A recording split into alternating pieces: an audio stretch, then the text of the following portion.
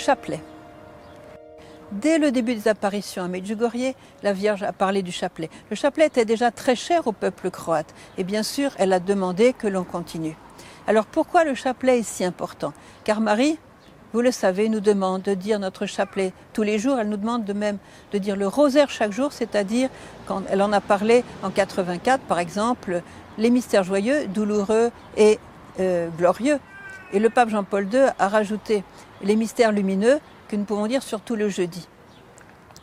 Pourquoi le chapelet est si important? Parce que c'est à la fois une arme contre Satan et en même temps un chemin de sanctification, un chemin de sainteté.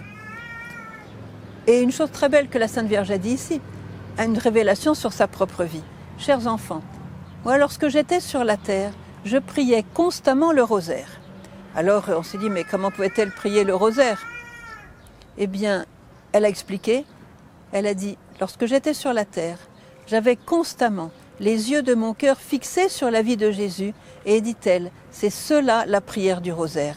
Alors vous voyez, c'est pas seulement la récitation des formules, parce qu'on pourrait les réciter mécaniquement, c'est mieux que rien, mais c'est quand même pas génial. Vous voyez, elle, qu'est-ce qu'elle faisait? Elle a expliqué l'esprit du rosaire, l'essence du rosaire, c'est la contemplation de la vie de Jésus, et bien sûr la sienne, dans les différents mystères et les boules que nous égrénons au niveau des mystères.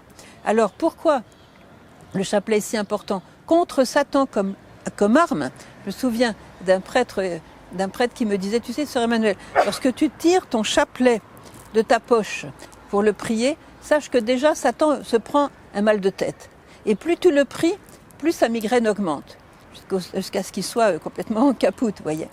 Alors c'est une très bonne arme. Rien que le mot de Marie, le nom de Marie, déjà met Satan mal à l'aise. Et il va toujours vous prouver que le chapelet est inutile, c'est une prière répétitive, c'est pas la peine, etc. Vous perdez votre temps. Tout simplement parce qu'il a horreur du chapelet et que ça permet de le vaincre, vous voyez. Alors gardez vos chapelets en main. Gardez votre chapelet en main, nous dit la Vierge, comme signe contre Satan que vous m'appartenez. Et puis le chapelet nous donne les fruits. Les fruits, c'est justement, quand vous priez votre chapelet, chers enfants, vous êtes vraiment proche de mon cœur. C'est la prière favorite de la Vierge, en commençant bien sûr par le « Je crois en Dieu ».